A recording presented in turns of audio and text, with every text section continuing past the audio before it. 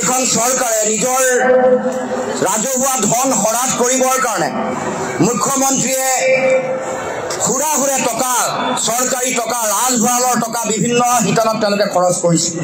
আপোনালোকে জানে যে হেলিকপ্টাৰৰ কাৰণে 100 কোটি টকা বিয়া খাবলৈ হেলিকপ্টাৰ লৈ যায়, চাৰ্টাৰ ফ্লাইট ব্যৱহাৰ কৰোঁতে 100 কোটি টকা আমাৰ মানুহৰ টকা হৰাট কৰিছে।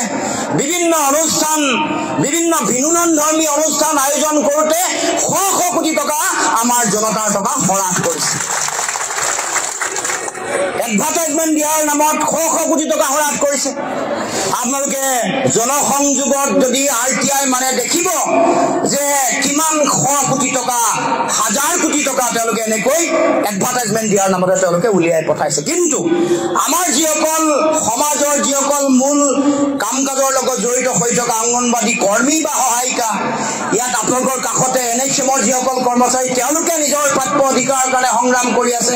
এফালেদি আমাৰ পলিটেকনিক আৰু ইঞ্জিনিয়াৰিঙৰ শিক্ষকসকলক তেওঁলোকে প্ৰতিষ্ঠা কালৰে পৰা সেৱা আগবঢ়াই থকাৰ পাছতো তেওঁলোকে হঠাৎ 8 বছৰৰ পিছত তেওঁলোকক খেদাই দিছে।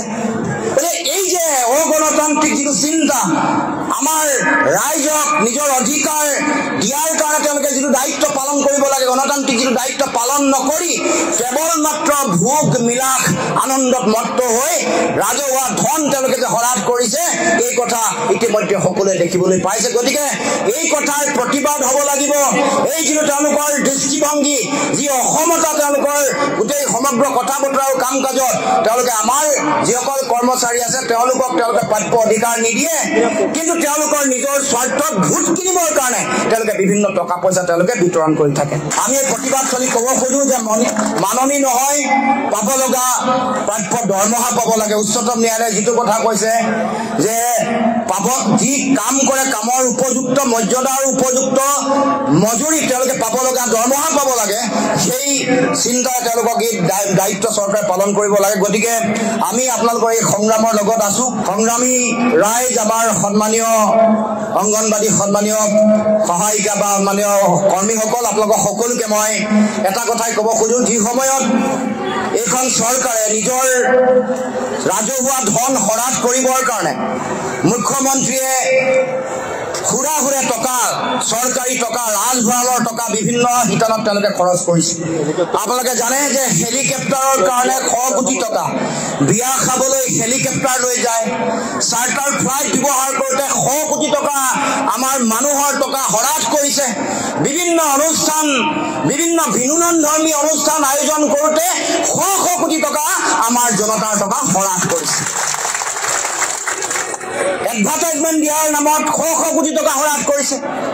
আপোনালোকে জনসংযোগত যদি RTI মানে দেখিব যে কিমান 100 কোটি টকা হাজাৰ কোটি টকা তেওঁলোকে এনেকৈ এডভাৰটাইজমেন্ট দিয়াৰ নামতে তেওঁলোকে উলিয়াই পঠাইছে। কিন্তু আমাৰ যিসকল সমাজৰ যিসকল মূল কাম কাজৰ লগত জড়িত হৈ থকা অংগনবাদী কৰ্মী বা সহায়িকা, ইয়াত আপোনালোকৰ কাষতে NHMৰ যিসকল কৰ্মচাৰী তেওঁলোকে নিজৰ প্ৰাপ্য অধিকাৰৰ কাৰণে সংগ্ৰাম কৰি আছে। এফালেদি আমাৰ পলিটেকনিক আৰু ইঞ্জিনিয়াৰিঙৰ শিক্ষকসকলক তেওঁলোকে প্ৰতিষ্ঠা কালৰে পৰা সেৱা আগবঢ়াই থকাৰ পাছতো তেওঁলোকে হঠাৎ 8 বছৰৰ পিছত তেওঁলোকক খেদাই দিছে। এই যে অগণতান্ত্ৰিক যিটো চিন্তা, আমাৰ ৰাইজক নিজৰ অধিকাৰ দিয়াৰ কাৰণে তেওঁলোকে যিটো দায়িত্ব পালন কৰিব লাগে, গণতান্ত্ৰিক যিটো দায়িত্ব পালন নকৰি কেৱল মাত্ৰ ভোগ বিলাস আনন্দত মত্ত হৈ ৰাজহুৱা ধন তেওঁলোকে যে হৰাট কৰিছে, এই কথা ইতিমধ্যে সকলোৱে দেখিবলৈ পাইছে। গতিকে এই কথাৰ প্ৰতিবাদ হ'ব লাগিব। এই যিটো তেওঁলোকৰ দৃষ্টিভংগী, যি অসমতা তেওঁলোকৰ গোটেই সমগ্ৰ কথা বতৰা আৰু কাম কাজত তেওঁলোকে আমাৰ যিসকল কৰ্মচাৰী আছে তেওঁলোকক তেওঁলোকে প্ৰাপ্য অধিকাৰ নিদিয়ে, কিন্তু তেওঁলোকৰ নিজৰ স্বাৰ্থত ভোট কিনিবৰ কাৰণে তেওঁলোকে বিভিন্ন টকা পইচা তেওঁলোকে বিতৰণ কৰি থাকে।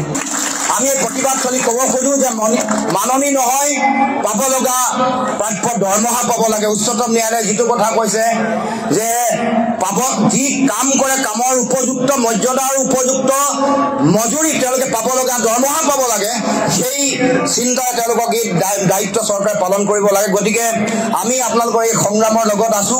আপোনালোকৰ যেতিয়ালৈকে উপযুক্ত আপোনালোকে বিচৰা যি মাননি যেতিয়ালৈকে নাপায়, তেতিয়ালৈকে আপোনালোকৰ এই সংগ্ৰামৰ লগত আমি সদায় সহযোগী হৈ থাকিম আৰু আপোনালোকৰ সংগ্ৰামত আমাৰ সহযোগিতা সদায় থাকিব। গতিকে আমি আপোনালোকৰ এই সংগ্ৰামৰ লগত আছো আপোনালোকৰ ন্যায্য অধিকাৰ যেতিয়ালৈকে পাব লগা অধিকাৰ যেতিয়ালৈকে নাপায় সেই সংগ্ৰামত আপোনালোকৰ সদায় সহযোগী হৈ থাকিম এই প্ৰতিশ্ৰুতি দি মই মোৰ বক্তব্য সামৰিম ধন্যবাদ।